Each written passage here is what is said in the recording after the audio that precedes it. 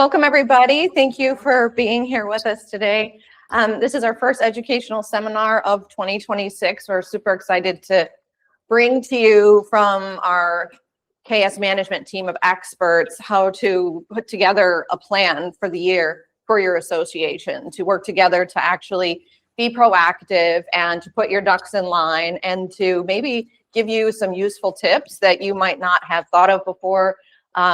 Lee is our COO. He's going to be covering all of those ins and outs, along with Chris, who's one of our wonderful managers here, Chris Hancock and Lee Powers. My name is Natalie Burkhart. I am the marketing manager here. And we've got a couple of support members here as well. So Brad is here from our mortgage company, KS Mortgage Group. Rachel is here with the marketing team, Miko, one of our managers as well. So you have a full support system.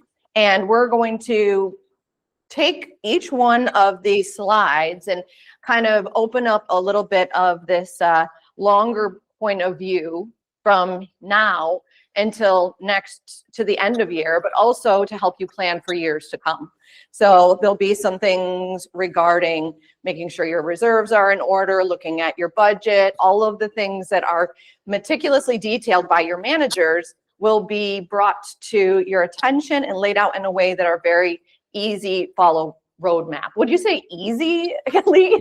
Always. Always, right? Everything with association management is easy. Right. So just a little bit of, we've got everybody, Lee usually does the housekeeping one, but yeah. You are recorded on this. So sometimes if you're speaking, when we send this recording out, the camera might move towards you. So it's a really nice setup. So if you're in this room, if you're speaking online, it may do the same thing. So just to give you a heads up, that's going to be happening. We have a really great PowerPoint presentation. This presentation will be sent to you afterwards. It will be published on our website, and all those resources will be there too. So I think we can go ahead and get started. Yeah, and we have those of you online. Miko is monitoring the chat and everything online. So if you have questions or want to talk about something as we go through the presentation, either just speak up or throw something in the chat and we will address it. So diving right in, first thing is board member responsibilities. So this whole presentation today is going to be focused around how to be proactive, how to plan for the year. And you can't do that effectively without kind of covering the basics of what a board member is, what your responsibilities are, and the tools at your disposal. So it's super important to first understand your role as a board member, what your position is, and what that entails, the governing documents for your association, and where to reference certain topics in those, and making sure that you're engaging experts when needed, such as your management company, your association's attorney, your insurance carrier, CPA, whatever that case may be. When you have questions about something very specific, you have those experts here to support you. And then leading into policies and education and transparency for your community as well. So these first couple of slides are just kind of overviews, and then we'll dive more into the nitty-gritty of it. So the governing documents. How many people know your governing documents inside and out? There's a bunch of heads shaking. You can't hear them. There's head shaking here. No. So governing documents can be a very cumbersome product, but there's a few important sections of each governing document that can make your life so much easier as a board member. So we'll kind of drill down through those and what those hot button items are that you should know in your governing documents and where to find those. So the first thing is there's a hierarchy of governing documents. So many times we've seen where developers, attorneys, whoever writes governing documents, a lot of times they contradict each other. You'll have something in your bylaws that contradicts your master deed, or you'll have something in a matrix that contradicts both of it. And there's a multitude of reasons that it is that way, but it's always important to remember there is a hierarchy of those documents. So if there's something in your master deed that contradicts your bylaws, your master deed is always going to prevail. So knowing this hierarchy is super crucial to making effective decisions as a board. And with that, I know some boards want to adopt rules which is intended to clarify anything that's vague in the, say, the bylaws. But a key note is don't, to Lee's point, draft a rule that contradicts your bylaws. So if you have a rule that says you can have 2 pets, don't draft a rule that says, oh, you can have 3 now, because it's going to cause confusion. And the intent of doing the rules and regulations is provide clarity, not add confusion. Exactly. And same with the responsibility matrix. Do either of your communities have responsibility matrix? No.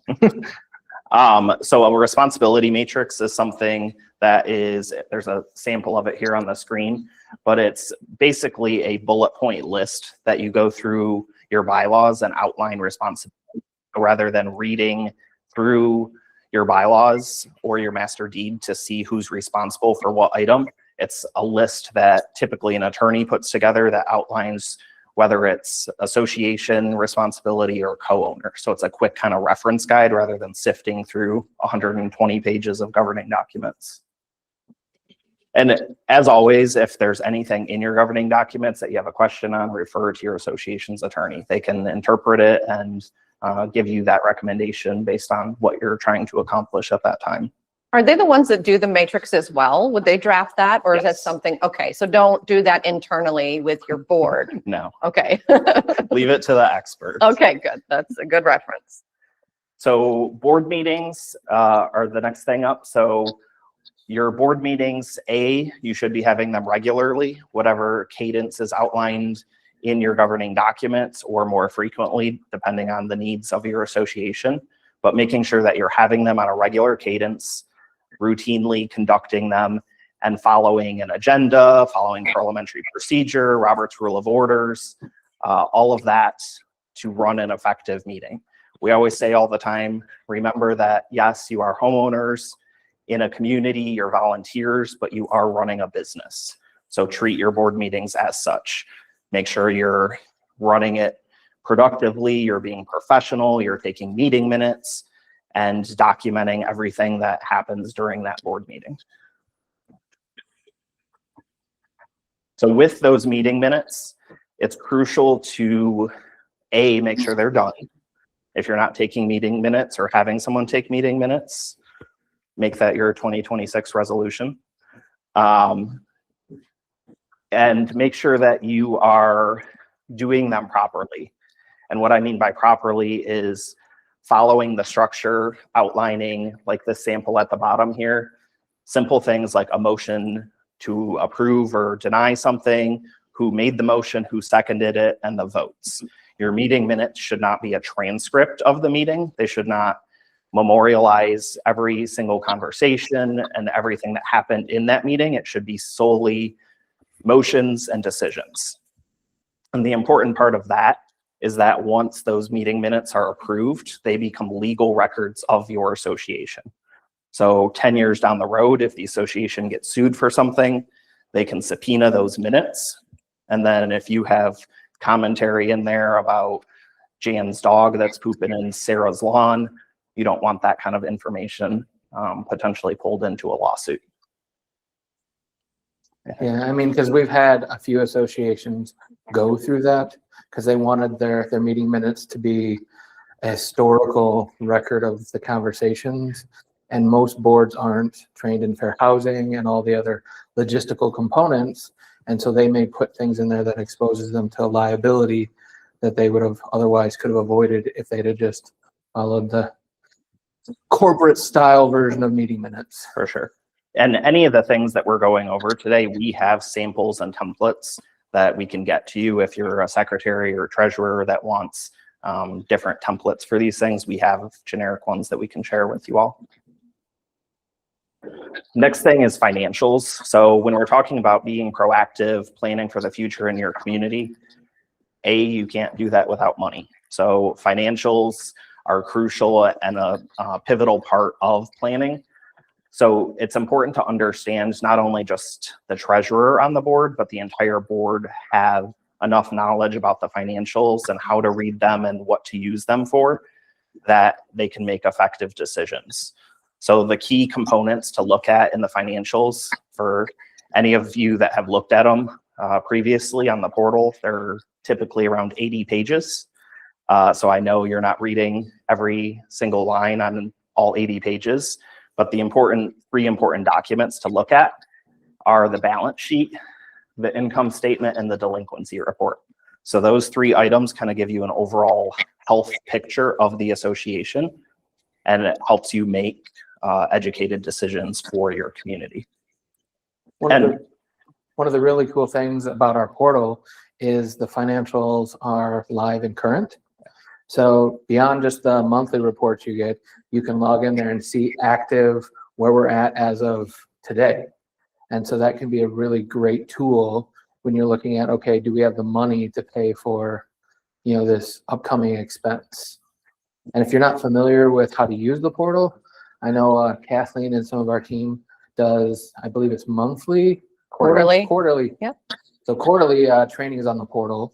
So if you're ever feeling like, just want a little extra help on it, just let us know and we'd be more than happy to help you with it. Yeah, and especially there is one scheduled, right? yes.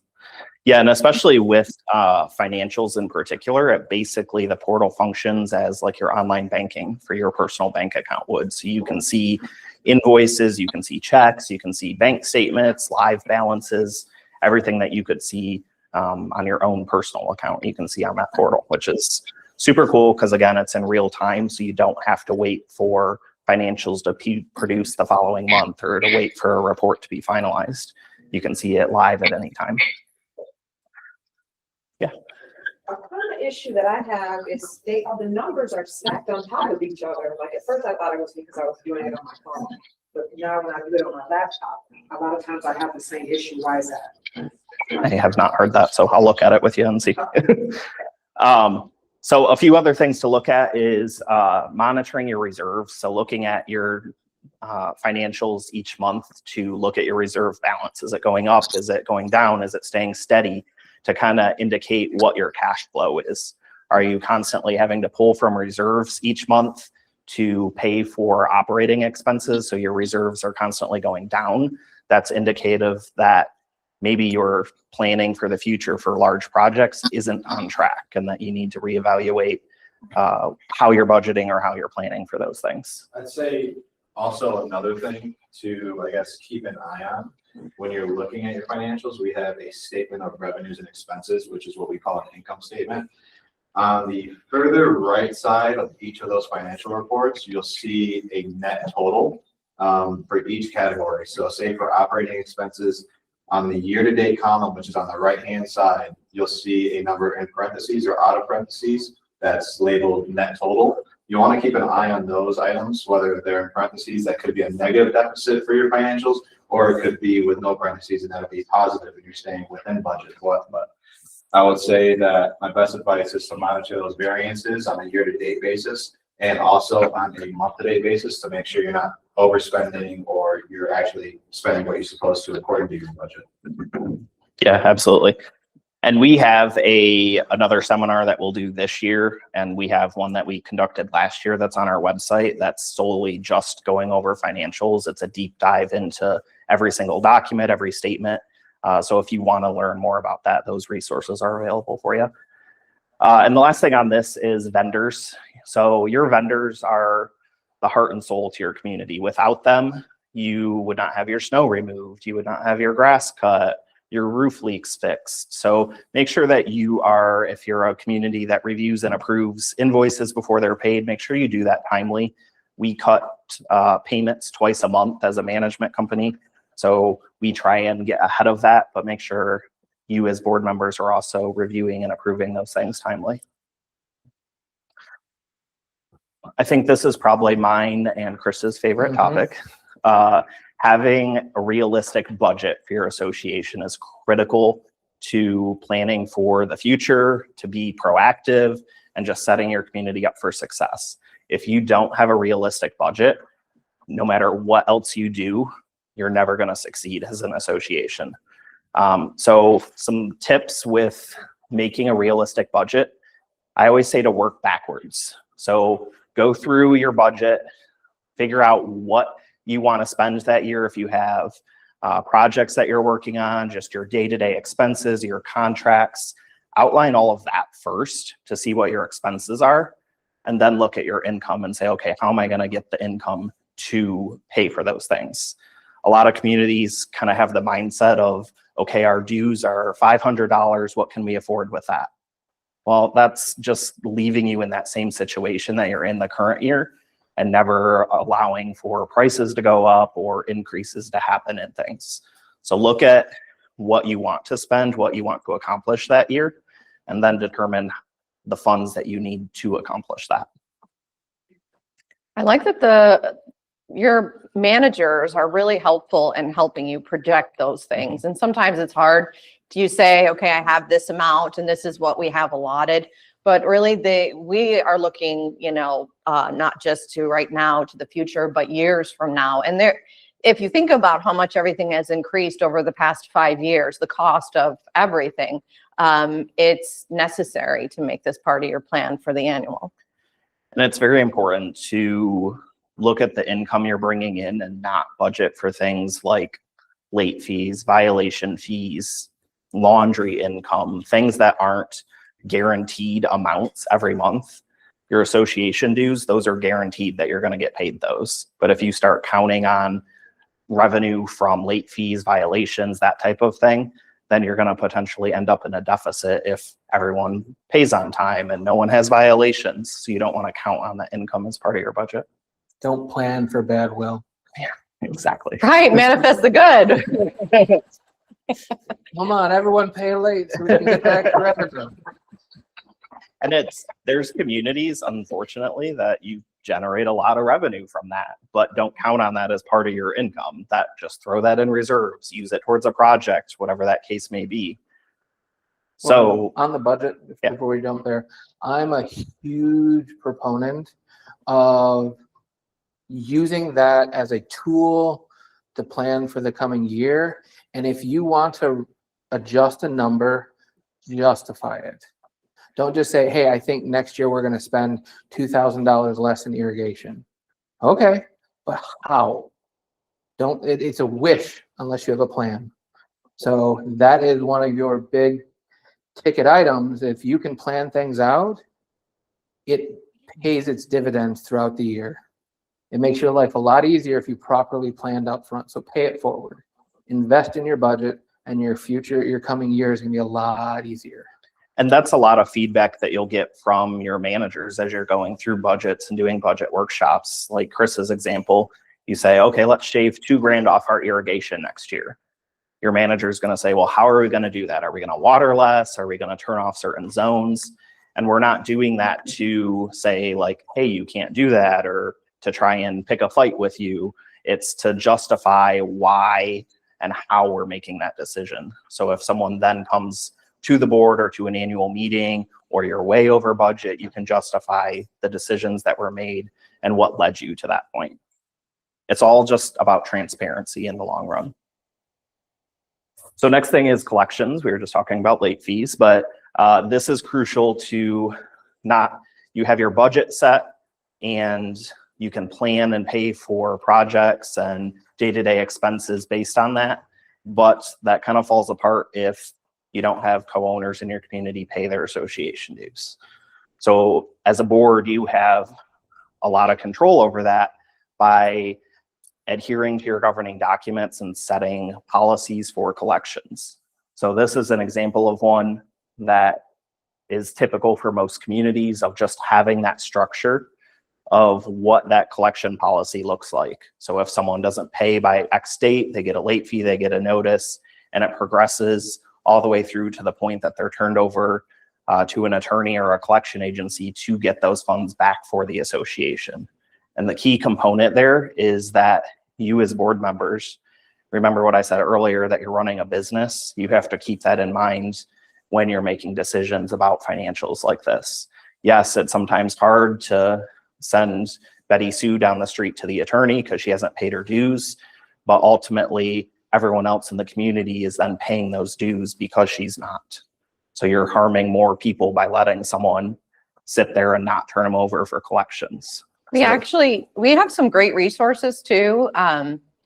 Now that we have our mortgage company in-house, there's a way for us, instead of moving into that point where you're just kind of ignoring it because you love her and she's a great person and she's just having a hard time right now financially, to reaching out to Brad and saying, hey, can you meet with her and let's see if we can build a plan for her, maybe use some equity in her home, maybe see if we have some options. So we want to build this relationship, and it's part of the reason, one of the reasons why we have the mortgage company is we've experienced a lot of this, and there's ways to actually be helpful before sending them to the attorney. So reach out to us if you have questions like that, or if you know, if it ever comes up like that, because Brad is super nice, right? That was some feedback I got the other day. They're like, he sounds so nice and considerate over the phone. So he has a very nurturing personality and isn't intimidating and isn't worried about anybody's credit score or anything like that. Just give him a call at any point in time and he'll be able to help.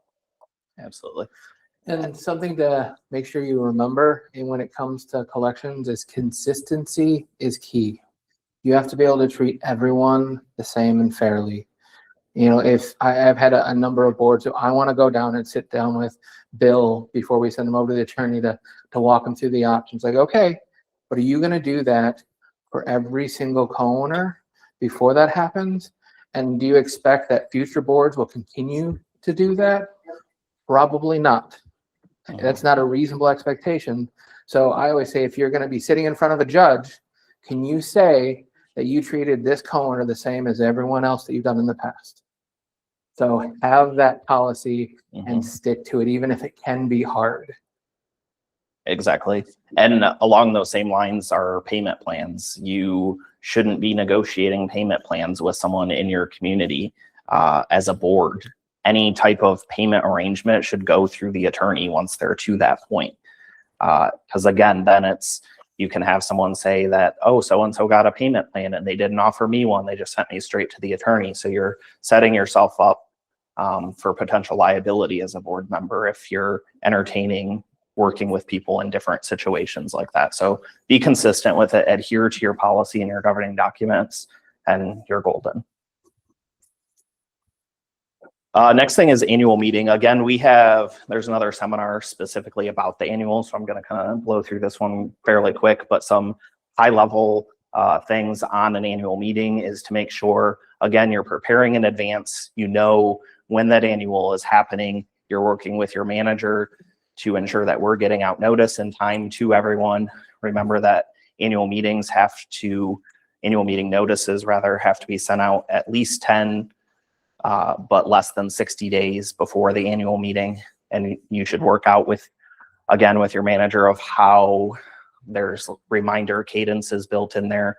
If your community is very good with email or is very receptive to text alerts, building out a cadence to remind people to attend an annual meeting. That's something that we frequently hear, is that there's no quorum and that people don't come to annual meetings. So we can help you work through that process to get more attendance to those annuals.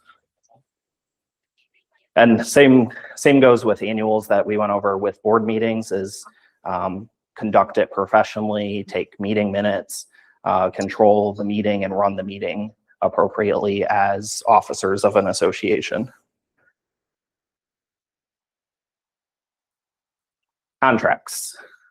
So contracts are very important for an association to have structure in place similar to what we're talking about with governing documents. So you as a board are responsible for helping your manager decide what that scope of work is going to be, especially if we're talking about a large project or something that the board wants to accomplish within the community. The first step of that process should always be having that conversation with your manager, outlining exactly what you want, and then we will help build specs and an RFP, send it back to the board to make sure it's exactly what you're looking for before we even go out to bid. So vendors are bidding on everything that the board wants and that they're bidding apples to apples. We all know sometimes vendors will submit something back that's one page written on a cocktail napkin or something that does not adhere to those specs. But then if we have that structure already built, then we have that leverage to go back to the vendor and either get them to adhere to that or move on to a different vendor. But having that structure in place before the contract is even executed saves you all the headache down the road when you say, oh, that's not the color it was supposed to be painted, or that's not the shingles I thought that were going up. Having those specs ahead of time helps you be proactive to make sure that it is exactly what you want. And I mean, there may be a contract that you've had for years upon years, and every year he sends you the one pager that looks more like an estimate than an actual contract. We've worked pretty diligently this past year with a lot of our communities to add general provisions with those contractors. And I've had a few of them, they're like, wow, that's really nice. They just never knew. They're a service contractor. They work with their hands, not the paperwork. So they didn't even know what should be in a contract themselves.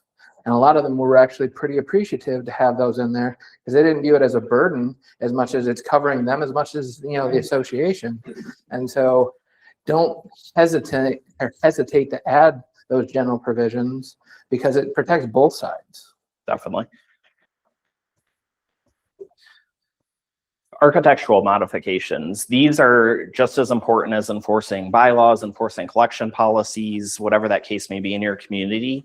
But being proactive in your approach to these and looking forward to the future. We, in 2024 and 2025, there were some state laws that went into place regarding like solar energy, placement of different energy efficient things within the community, such as solar panels, windmills, clotheslines. There was a plethora of stuff in there, but things like that came up, and everyone in the in every association panicked a little bit because they're like, we don't have anything that addresses this. We don't have any policies in place. It's going to be a free for all. It's going to be chaos. And that wasn't the case. But having the foresight to look at those things in advance and to have policies for those architectural requests are critical to an association. So knowing what you want your community to look like and having those policies in place for it, for things like EV charging stations, solar panels, different things like that. And then just the aesthetics of the community as well. And it's very important that you remember, if you see something happening in the community, that someone's modifying their home or a unit or a common area, say something to your manager about it just to make sure they're aware. Maybe we hadn't been out in a week and we hadn't seen it, or whatever the case may be. We need to document that and to get on it right away. Because if it's something that they started doing work without approval, it's very hard in the future to retroactively go back and say, hey, you didn't get approval for this. You now have to rip out your fence. You have to rip your roof back off that you just put on. I have seen it, unfortunately. Yeah? Oh my gosh. But it's very hard that way. So if you see something in your community, bring it to your manager's attention just to make sure they're aware. There might be an alt mod in there for it already that you didn't remember, or they may have already noticed it and contacted that owner, but always just bring it up. It's super easy in our portal to communicate with us. Just shoot your manager a message and make sure that they're aware. So we already touched on this a little with collections, but same thing with violations. Make sure your rule enforcement is even across the board. You're consistently enforcing the same rules. You're consistently addressing the same things, and that you're addressing what is outlined in your governing documents. You're not making up rules and policies and saying, well, I don't really like this, so we're gonna enforce that. If it's not something that's in your governing documents, you should not be trying to enforce it. If it is something that is that critical that you want to enforce, then you should be amending your governing documents to have that included. And trust your manager's judgment on it. There's communities that we've seen before that managers will go through and make a list of all the violations they see based on the governing documents and send it to the board. And the board says, we don't really enforce that one, or we don't really enforce that one. That one's not a big deal. That, again, sets you guys up for potential liability in the future of discrimination or not enforcing things properly. So trust your manager's judgment. If they're recommending that you should send a violation for something, then you should allow them to do so. Even if it's just a courtesy notice as kind of a reminder, maybe it's not an official violation, But again, having something documented. Additionally, it's key to remember that you're enforcing your documents, not something else. I've seen a number of boards who say, hey, the township has this ordinance on X, Y, or Z, and we should send it to our residents and, tell them they need to correct it based on this ordinance. You don't have the authority to enforce the township ordinance. That's not your responsibility. And so I'm a big proponent of letting the municipality be the bad guy. You don't always have to be the bad guy.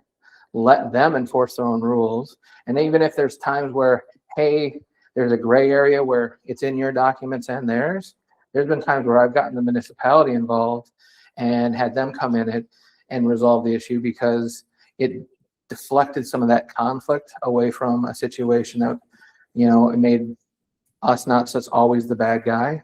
And the township came in and corrected the issue. And sometimes they have a bigger, I want to say a bigger hammer, but more ability to resolve an issue than we do, because your ability to adjust something is limited on your documents and potentially fines. So use the resources that are available to you and enforce what you're responsible for, not things outside of your scope.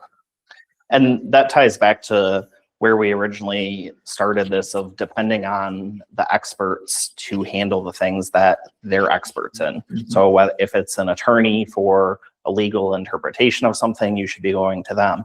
Same with that. I've seen a community before that there was a whole uproar about garbage can placement in the community, and the board very heavy-handedly sent violations to everyone saying we shouldn't be able to see your trash cans. It's a township ordinance. But there was nothing in their governing documents that said it was a bylaw violation. So people actually took the association to court saying you're enforcing something, or you're trying to enforce something that is not even a bylaw violation. So kick that over to the municipality if it's an ordinance that they have. Let them, like Chris said, let them be the bad guy. You have enough battles as a board member that you have to deal with. Don't So pick extra ones. kick other ones to other people. So we're talking about the annual planning, but for bylaw updates, is there like a certain recommendation of how often you should review those? If it's every few years, or, when you're actually looking at those documents, when should you update those or actually invest? Because that's a big part of it, is it costs a lot of money and you don't want to do that all the time. But is there a regular time that we should be doing that? I'm going to give you the same answer I've given several times today. There's a video on it. So on our website, we actually did a training seminar with an attorney about that process, about governing document revisions. But generally, if your documents are, I would say at this point, if your documents are 10 years old or older, you need to revise them. If they're older than that, then you need to light them on fire and then revise them. But as a general rule of thumb, if there's big legislation that goes into effect that changes things for associations, if there's a big change within your community, maybe amenities added or removed, or something that is major, that's when you should look at revising the governing documents. There's not a set, not like reserve studies where it's like a set cadence where you should revise them. It's really contingent upon the culture of the legislator at that time, what's happening within your community, and what type of things you want to see changed within your community. There's methods to go through and do amendments and to do revisions to certain things without revising your documents as a whole. So there's options there, but if you have something like that, bring it to your manager and we'll advise you on what's best for your situation. And to build on that, most boards have different levels of experience. But what I see often is a lot of boards want to get down in the middle of the minutia that's going on, and they get so focused on the little things that they don't look at the big picture. And part of why you have a management company, you have attorney, you have all these resources, is to let them deal with the minutia so you can look and be on top of the forest and see what's going on. And if you're truly being that kind of a leader, you can see patterns of what's going on. You can say, okay, we've this year had an absurd amount of these kind of violations or a lot of irrigation problems or whatever. You can see that big picture and then, okay, how do we turn the page? How do we get in front of that? Maybe we need to, because we have these many violations, maybe we need to revise that rule. Maybe there's something wrong with it that's causing an issue. And if you can lead in that fashion, you can improve your community and potentially change those things to get in front of them. And so that's if you take nothing else from me today, is step back and lead from above, not down in the weeds. So you can see what's going on and have that big picture. Absolutely. Another huge tool for organizing your priorities as a board or as an association works hand in hand with the budget, but it's something that's called a chore calendar. I've seen multiple names for them over the years, but that's typically what they're called. And it's just like the sample on the screen. It just gives kind of a general outline of dates and goals for that date, whether you just list maybe the month or a specific date that you target, but to go through as kind of a checklist for the association and the board to know that you're on target and proactively planning for things in your community. So you know that maybe your lawn contract is up in 2026, you know that in January, so you can start getting those specs and having those conversations that I was mentioning earlier about being collaborative with your manager to see what that scope of work and what those specs are months in advance. So you're not trying to scramble at the last minute and get those. So a chore calendar really helps you keep on track with that, and it helps you stay on budget or on track with your budget. So your chore calendar should match your budget for the year, or if you're making it after the fact, it should line up at least with your budget. So you shouldn't have things that you're budgeting for that you're not planning for on your chore calendar, or vice versa. There shouldn't be things on your chore calendar that you didn't budget for. And another key component of that is to do walkthroughs. We always recommend doing at least 2 walkthroughs a year as a board with your management company and potentially vendors. So doing one in the spring to look at projects that you want to accomplish that summer, looking at things that are already budgeted for that you can get your eyes on as a board member and walk with your manager. And it's a good time to talk through scope and specs for things as you're looking at them. So it's very important to have those conversations and to get it kind of ironed out ahead of time.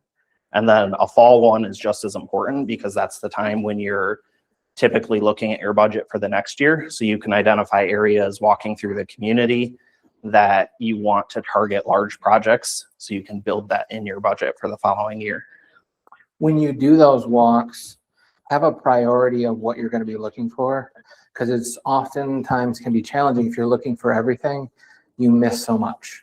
And so when I sit down and do a spring or a fall walk with the board, I say, what's going to be the things that we're going to be looking for? Is it going to be landscaping? Is it going to be a maintenance building component? You know, we know that we've got some repairs that we have to do on the buildings. So maybe that's our focus on this walk, right? So don't try to tackle everything. Prioritize, and by looking at some of your other calendars and maybe the work order report, you can say, okay, we're going to be looking at these things this time around, and that's going to be our focus. And it's good to utilize your expertise as board members too. Everyone has a different background as a board member.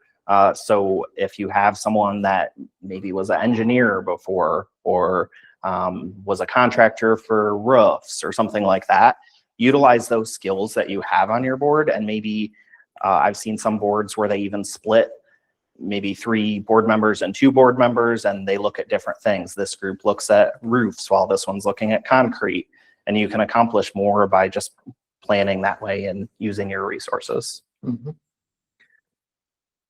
So after you plan for everything and have that in place, it's crucial to communicate it all. Get it all out to your community. Transparency is the biggest thing that I see associations miss on a regular basis.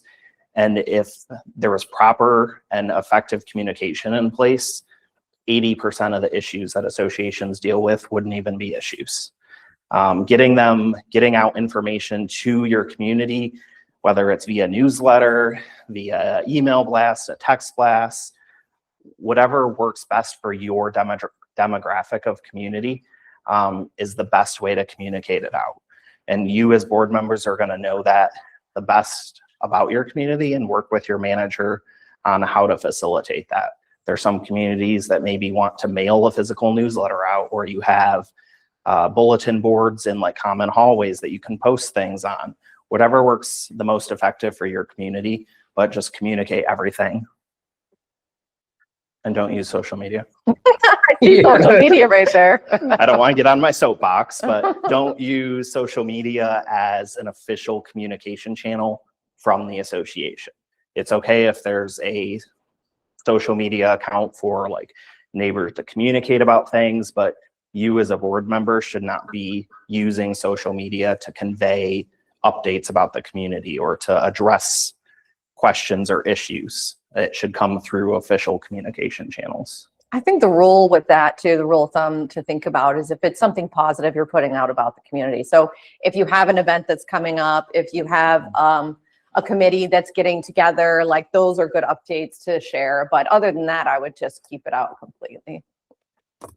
So a lot of these tools that we have mentioned already today, but use the Vanica portal. There's documents on there that you can upload digital copies of the newsletter. You can upload different documents and communications there for co-owners to view. The reporting aspects, especially for you as board members, you can run any report live, which helps you proactively plan for your association because you have that real-time data that you can use.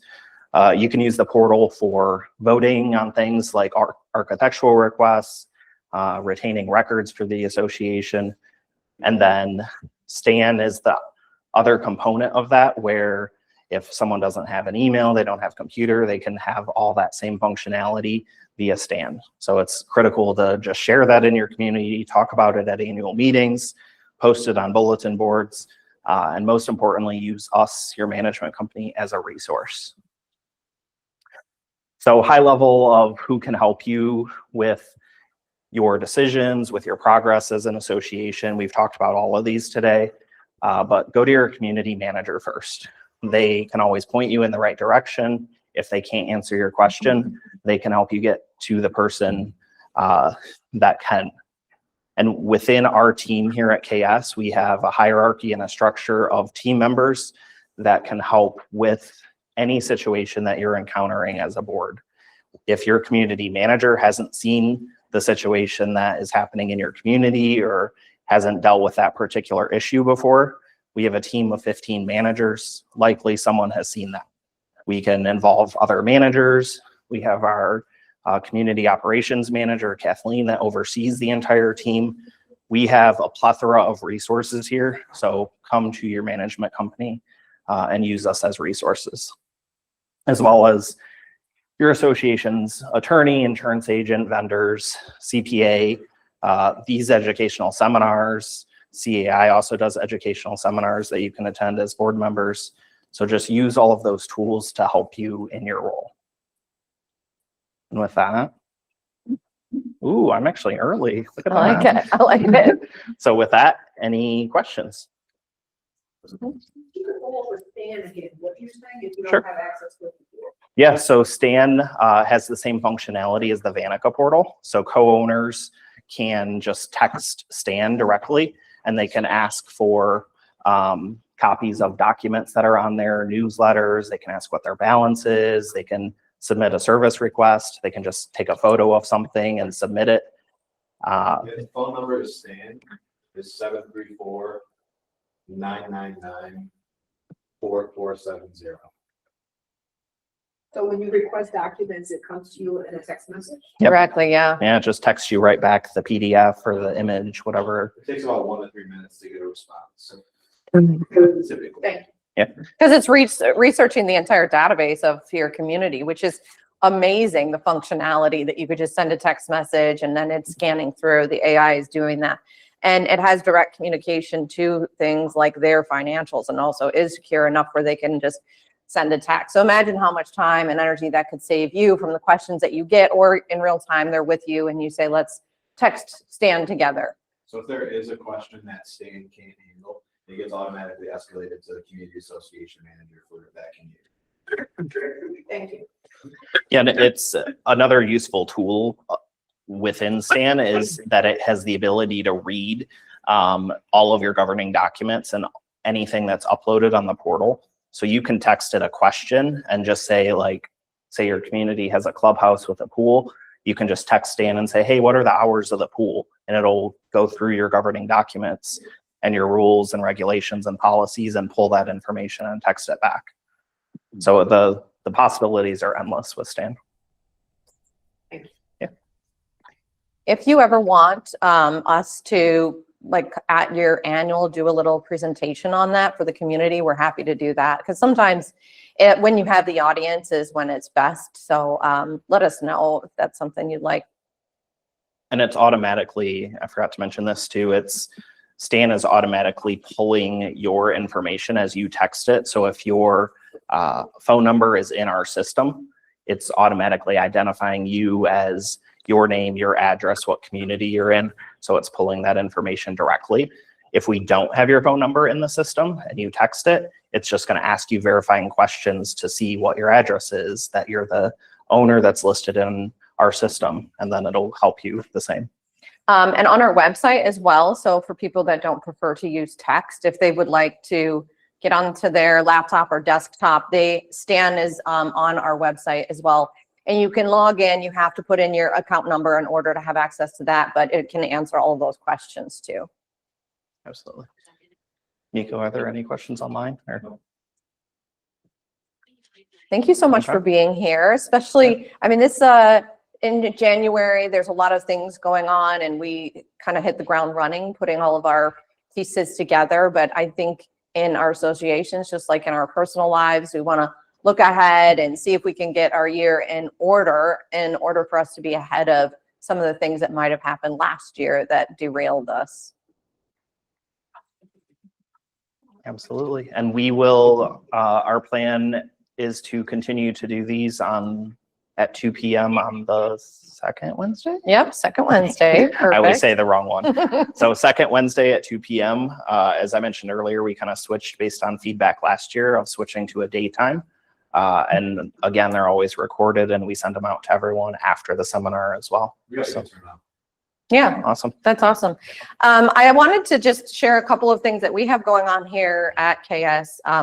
Rachel is new to the company and she has brought an immense amount of energy to our online presence, sharing social media content and short form video, following some of our community managers out into the community and really highlighting what we're doing behind the scenes. I think we're seeing a lot of times for not necessarily the work that goes into what their dues go to, which is to their community, and that we're able to assist in all these different ways. But if you haven't already, just take a peek at our social media, Facebook, Instagram. Now we have a TikTok too.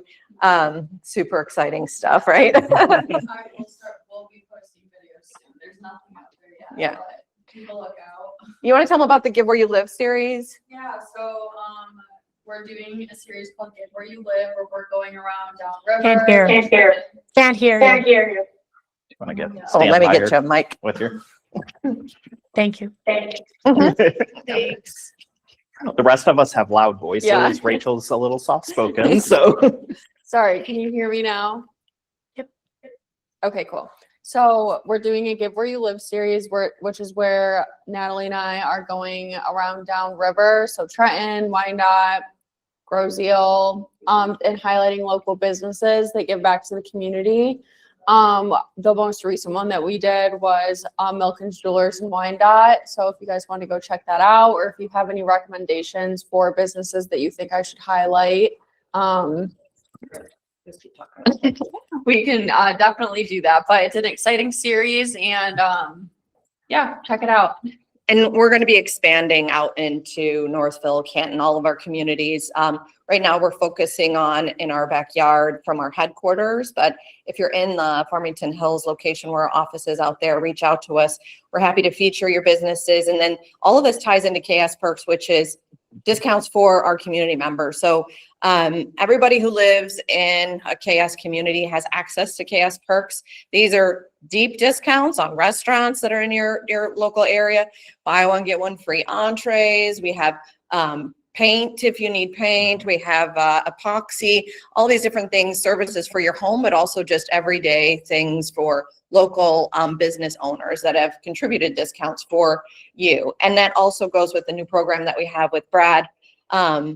We're doing a free home inspection through KS Maintenance. So it's just an hour an inspection where we'll come over, kind of look through the house, bring our maintenance team over and give you an overview of some of the things that you might need to take care of in the process of moving. And this helps you as a board member as well, because when we get in there, we can see, all right, here's some of the things that they need to take care of, or if there's things that need to be handled that are going to be maybe a bigger issue for the community as itself, that we're being proactive with them before they're moving out. On top of that is a free mortgage review and assessment for their home value. So there's a lot of different touch points that we have. Maintenance, landscaping, mortgage. We're opening an event center on Grosse Deal where we could have some of those board meetings. We're going to have our expo. So we're super happy for all of the support, and anything that you need is really where our ideas and our resources go to. So keep that feedback coming towards us, please. Yeah, and that's how we created the KS Perks, and these different programs we're offering now is based on feedback from y'all. We get phone calls asking about from realtors, seeing what it means to live in an association. So we became a school accredited with the state of Michigan to teach realtors what condos are.